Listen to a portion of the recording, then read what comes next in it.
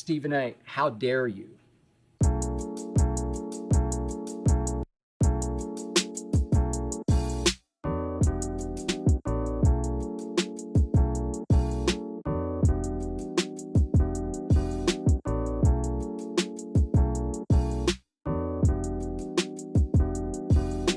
Skip Bayless was doing First Take. And they were doing it based out of New York. It was called Cold Pizza. And they had just a regular conventional sports talk show, and they had incorporated debates for a segment here or there with Skip Bayless and Woody Page. Well, a couple years later, they moved it to Bristol, Connecticut, to the headquarters of ESPN, called it First Take, changed the name from Cold Pizza to First Take. And then one of these days, a guy by the name of Jamie Horowitz was an executive here, and he took over First Take for a short period of time. He did a focus group, and the focus group said, we don't want all that other stuff. We want debate. And so he took First Take from a conventional show and changed it into an all debate format featuring Skip Bayless. And that's when it really took off. Of course, Pardon the Interruption was already in play, Around the Horn and stuff like that. But as it pertained to First Take, that's where its real origin came from. Skip was doing it with a potpourri of individuals for a few years. I had been gone from ESPN over a contract dispute from May of 2009 to February of 2011.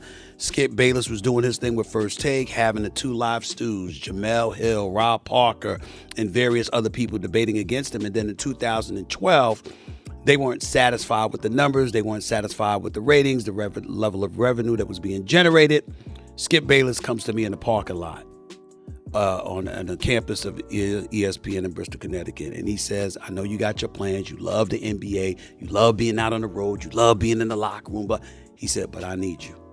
He said, I've done all that I could to take this as far as I could go. I need you to do this for me, please.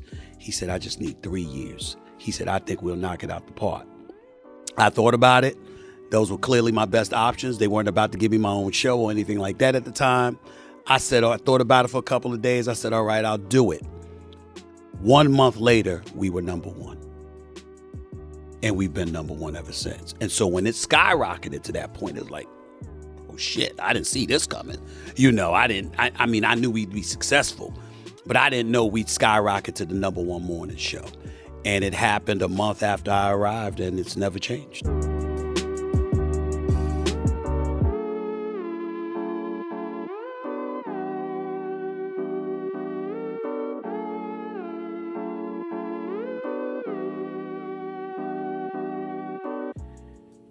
What? I cannot tell you how wrong that was. It was so recklessly inaccurate. It was such shocking fabrication. And my first thought when Ernestine sent this to me to peruse, I thought, how could my brother Stephen A. turn on me like that? On me? Seriously?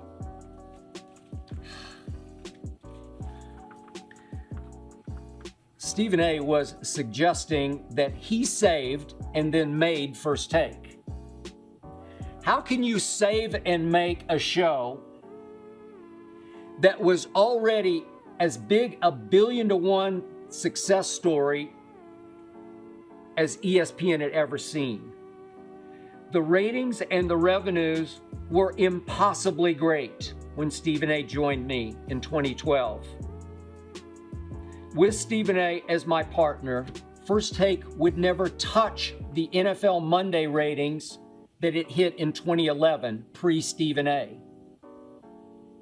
And I had taken First Take as far as I could? Seriously?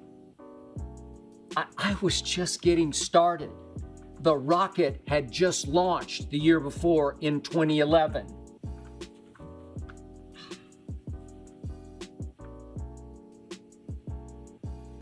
So look, if Stephen A. had just blurted out what he blurted on that podcast and it had come and it had gone, maybe I wouldn't have chosen to fire back on my podcast.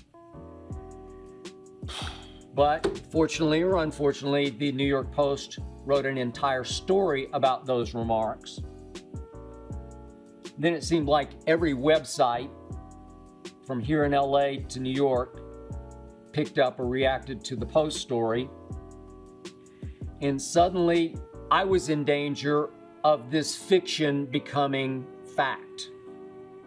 If left unopposed by me, this outrageously revisionist history just might have morphed into bona fide history, and maybe it still will.